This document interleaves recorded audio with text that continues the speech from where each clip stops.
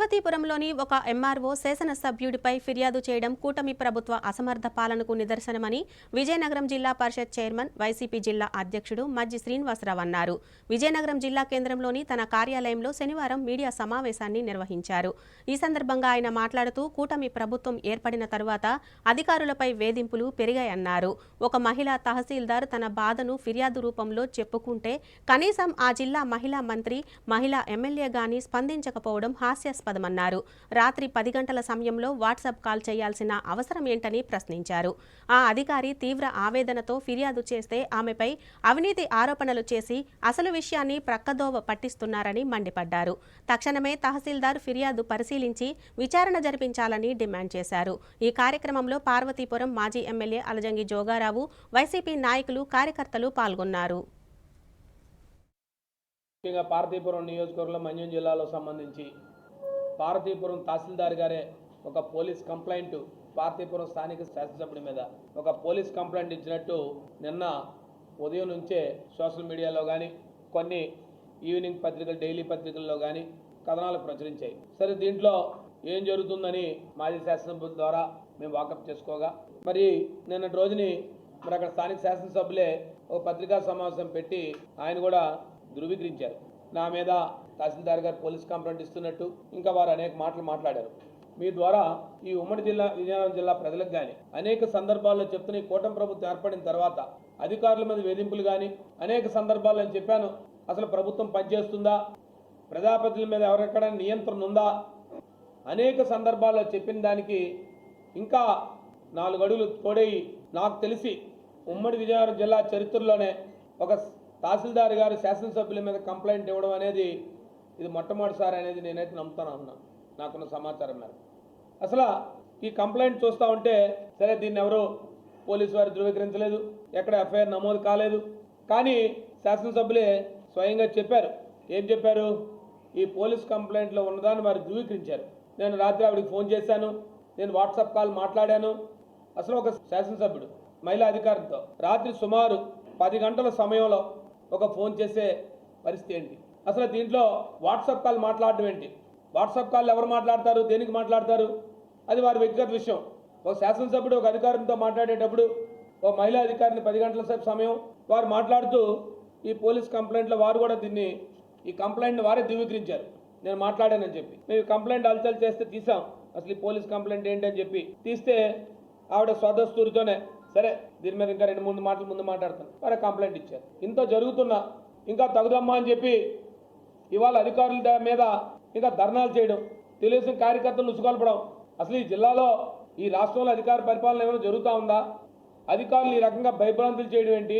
ఒకవేళ గౌరవ నిన్న ఆయన పత్రికా సమావేశంలో చెప్తా ఉన్నారు, నేను ఫోన్ చేశాను, వారు ఫోన్ లిఫ్ట్ చేయలేదు అని చెప్పి వారు ఇచ్చిన మీడియా సమావేశం చెప్తా ఉన్నాను.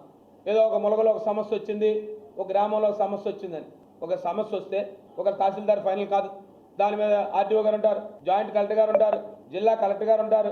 మీరు ఎవరికైనా ఫిర్యాదు చేయొచ్చు, జిల్లా కలెక్టర్తో నేరుగా మీరు మాట్లాడవచ్చు. మీరు అది మాని మీరు రాత్రి 10 గంటల సమయంలో వారికి ఫోన్ చేయడం, మీరు అధికారులు భయభ్రాంతులు చేయడం, ఒక మహిళా అధికారం పట్ల దుర్భాషలాడడం, వాడు స్వయంగానే వారి కంప్లైంట్లో మెన్షన్ చేశారు. దీన్ని నన్ను బూతు పదాలతోని మహిళని చూడకుండా నేను చెప్పలేని మాటలు మాట్లాడారని చెప్పి మొట్టమొదటి నుంచి ఆ శాసనసభ్యుల పట్ల వివాదాస్పదంగా కనబడతా ఉంది.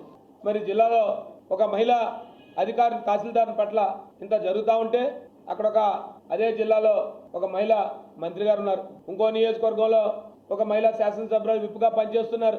ఆ జిల్లాకు మంత్రిగా ఉన్నవారు కూడా స్పందించకపోవడం శోచనీయం, చాలా హాస్యాస్పదం. ఒక మహిళా మంత్రి గారు ఉన్నారు, సుమారుగా ఇన్ఛార్జ్ మంత్రి గారు అయితే ఆయన సీనియర్ మంత్రులు చెప్తా ఉన్నాడు, ఈ ప్రాసెస్లో మొలక రైతుల నుంచి ఆవిడ 10 లక్షలు డిమాండ్ చేసిందని చెప్పి దాంట్లో 2 లక్షల రూపాయలు ఇవ్వడం జరిగిందని చెప్పి, కానీ ఇలా డబ్బులు ఇచ్చిన సంగతి రైతులు నాతో చెప్పలేదని చెప్తున్నారు. అంటే మీ విషయాన్ని ఆవిడ బయటపెడుతుందని తెలిసి ఆవిడ ఒక అధికారిని పట్ల మీరు అవినీతి పరురాగులు చిత్రీకరించే కార్యక్రమం, మరలా మీ తప్పుని కప్పుచ్చుకునేందుకు మరలా మీరు పత్రికా సమావేశం పెట్టి మళ్ళీ అధికారిని పట్ల మళ్ళీ డబ్బు తీసుకుంది. మీ మీద అధికారం తీసుకుంటే మీ పేద అధికారులు జిల్లా కలెక్టర్ గారు ఉన్నారు, మీ జిల్లా మంత్రి గారు ఉన్నారు, మీ జిల్లా ఇన్ఛార్జి మంత్రి గారు ఉన్నారు, ప్రభుత్వం మీ చేతిలో ఉంది. అది కాకుండా మీరు చెప్తాను ఇలా డబ్బులు ఇచ్చిన సంగతి రైతులు నాకు చెప్పలేదు. మరి మీకు ఎవరు చెప్పారు? మీరు ఎలా ఆవిడ మీద అవినీతి ఆరోపణలు చేస్తున్నారు, ఆవిడ మీద ఎలా డబ్బులు తీసుకుందని చెప్తున్నారు? అంటే మీ మాట వినకపోతే, మీరు చెప్పినట్టు చేయకపోతే మీ అక్రమాలని వెనకేసుకు రావాలని వెనక్కి రాకపోతే మీరు వాళ్ళ పట్ల ఈ రకమైన మీద మళ్ళీ ఆమె పట్ల ఆమె చిత్తూరు జిల్లా నుంచి వచ్చారు, ఆమె వైసీపీకి పనిచేశారు. ఏం మాట్లాడుతున్నారు మీరు? మీరు శాసనసభ్యులు అంటే మీకు ప్రజా జీవితంలో కొత్తగా వచ్చారు. మీరు ప్రజా జీవితంలో మీరు నేరుగా వచ్చారు. మీ గతంలో ఇప్పుడు ప్రజా జీవితంలో లేరని మాకు అర్థమవుతా ఉంది. ఎందుకంటే అధికారులు ఎప్పుడు ప్రభుత్వాలు మారితే కానీ అధికారులు మారరు. అధికారులు వారి వారి పరిస్థితులను బట్టి, వారి పై అధికారులు బట్టి, వాళ్ళ పెర్ఫార్మెన్స్ బట్టి వాళ్ళకి స్థలాలు కేటాయిస్తూ ఉంటారు, వాళ్ళు ట్రాన్స్ఫర్స్ అవుతూ ఉంటాయి. అంటే మీరు ఈ రకమైన అధికారుల్ని భయభ్రాంతులు చేస్తూ రాజ్యాంగబద్ధంగా ప్రజాబద్ధంగా పరిపాలన సాగనీయకుండా మీరు ఇలాంటి శాసనసభ్యులు ప్రజలు ఎన్నుకోబడడం, ప్రజలు ఎంత ఇబ్బంది పడుతున్నారో, ప్రజలు ఏ రకంగా మాట్లాడుతున్నారో మీకు అర్థమవుతూ ఉంటుంది. ఈ కార్యక్రమాలు చూసి మీ ప్రభుత్వం ఏర్పడి సంవత్సర కాలం అయింది. ఈ సంవత్సర కాలంలో మీరు అభివృద్ధి మీరే చెప్తున్నారు. మీ పత్రికా సమావేశంలో చూశాను, మాకు ఎక్కడ అభివృద్ధి లేదు, మేము అభివృద్ధి చేయలేదని. తిరిగి మీ ఎలాగా తెలుసు, ప్రజలు ఎలాగా తెలుసుకున్నారు మీరే చెప్తున్నారు. మీ పత్రికా సమావేశంలో చూశాను నేను, ఆ మాటను కూడా మీరు వాడారు. మేము ఎక్కడ అభివృద్ధి చేయడం లేదు, మాకు ఎక్కడ అభివృద్ధి లేదని మీరు మాట్లాడిన మాటలు చూశాను. మీరు వచ్చి ఆవిడ మెంటల్ ఎబిలిటీ బాగోలేదు, మీరేమైనా డాక్టరా? మీరు ఎలా ఒక అధికారుల పట్ల ఆ రకమైన చిత్రీకరణ చేస్తారు? ఆవిడ వ్యక్తిగత దీన్ని మీరు ఎలా మాట్లాడతారు? దానికి సంబంధిత అధికారులు ఉన్నారు, ఇలాంటి వాళ్ళు అవసరం లేదు. అంటే గౌరవ శాసనసభ్యుడి తల్లికి అధికారాలు ఏంటి? మీరు ప్రజలతో ఎన్నుకోబడ్డారు, ప్రజల కోసం మీరు చేయాల్సిన పనులు మాట్లాడాల్సింది పోయి మీరు అధికారులను ఇబ్బందులు పాలు చేయడం, మీరు వాళ్ళ మెంటల్ ఎబిలిటీ బాగోలేదు, ఆవిడ సర్వీస్కే పనికిరాదు. ఎవరిచ్చారు మీకు ఈ అధికారం ఇలాంటి మాటలు మాట్లాడటండి? ఆవిడ ఒక మండల మేజిస్ట్రేట్, ఒక గ్రూప్ 2 చదువుకొని ఒక వెనుబడి కులాల నుంచి వచ్చి ఒక మహిళా అధికారినిగా వారి బాధ్యతలు నిర్వర్తిస్తుంటే ఆవిడ బాధ్యతలు సర్టిఫై చేయవలసింది, ఆవిడ హెల్త్ కండిషన్ సర్టిఫై చేయాల్సింది వాళ్ళ అధికారులు ధృవీకరించుకొని ఏమైనా ఉంటే చేస్తారు. మీరు ఎలా చెప్తారు ఇవన్నీ? అంటే మీరు చేసిన తప్పు కప్పుపుచ్చుకోవడానికి మీరు అర్ధరాత్రి పూట పత్రికా సమావేశాలు పెట్టేసి మీరు చెప్పేస్తే నిజాలు అయిపోతాయా? మీరు ఎప్పుడు పత్రికా సమావేశం పెట్టారు? మీ ద్వారా ఆ జిల్లా మంత్రులు కోరుతా ఉన్నాను, ఆ జిల్లా ఇన్ఛార్జ్ మంత్రి గారిని కోరుతా ఉన్నాను, తక్షణమే దీని మీద విచారణ జరిపించండి. ఆమె ఇచ్చిన పోలీస్ కంప్లైంట్ నిజమా కాదా నీకు తేల్చండి. ఒకవేళ ఆమె ఇచ్చిన కంప్లైంట్ నిజమని స్వయంగా వారే ధృవీకరించారు, గౌరవ శాసనసభ్యులు ధృవీకరించారు, నా మీద కంప్లైంట్ ఇచ్చారని తెలిసింది, సోషల్ మీడియా హల్చల్ చేస్తుందని.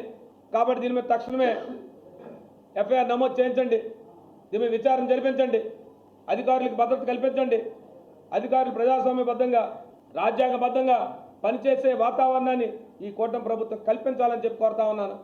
ప్రజాప్రతినిధులందరినీ కూడా ఇవాళ అధికారులు నిష్పక్షపాతంగా పనిచేసే పరిస్థితులు కనిపించట్లేదు.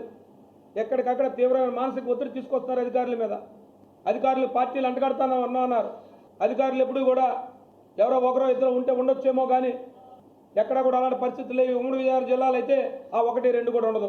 అనేక సంవత్సరాలుగా అధికారులు ఉన్నా, ప్రతిపక్షాలు ఉన్నాం మేము. అధికారులు వారికి ఉన్న ప్రభుత్వ విధానాలను అనుసరించి వాళ్ళకి వచ్చిన గవర్నమెంట్ గైడ్లైన్స్ని బట్టి వాళ్ళు పనిచేస్తూ పోతూ ఉంటారు.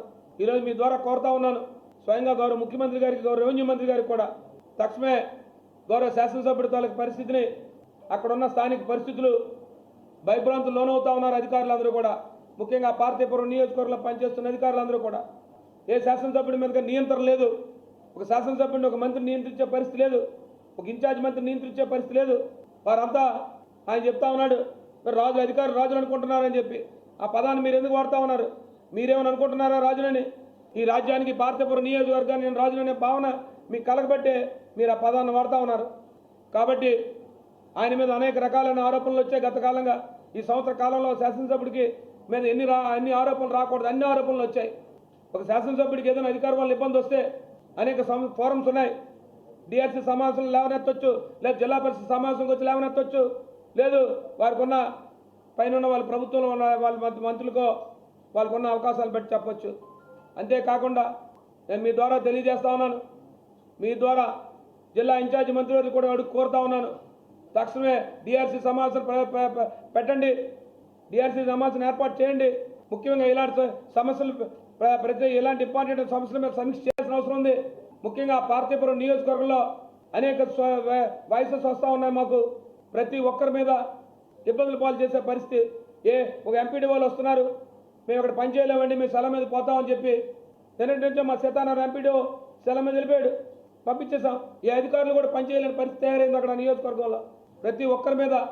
కాబట్టి ఈ కూటమి ప్రభుత్వంలో ఈ సంవత్సర కాలంలో ముఖ్యంగా అధికారుల భద్రత కరువై అధికారులు వారికి ఉన్న ఏదైతే ప్రభుత్వం ఇచ్చిన విధి విధానాల్లో పనిచేసే పరిస్థితి కల్పించట్లేదు. ఇది మంచి విధానం కాదు. ప్రభుత్వం తక్షణమే స్పందించాలి. తక్షణమే స్పందించి ఈ శాసనసభను నియంత్రించే విధంగా దీని మీద తక్షణమే విచారణ జరిపించండి. ఆ శాసనసభ్యులు ఇచ్చిన కంప్లైంట్, ఆ తహసీల్దార్ ఇచ్చిన కంప్లైంట్ నిజమా కాదా అన్నది నీకు తేల్చండి. ఈ ఏదైతే మీడియాలో అలచల్ చేస్తున్న ఈ కంప్లైంట్ వాస్తవమా కాదని తేల్చండి. ఒకవేళ నిజమైతే తక్షణమే ఎఫ్ఐఆర్ కంప్లైంట్ చేసి తక్షణమే విచారణ జరిపించండి అని చెప్పి ఇవాళ మిమ్మల్ని కోరుతా ఉన్నాను.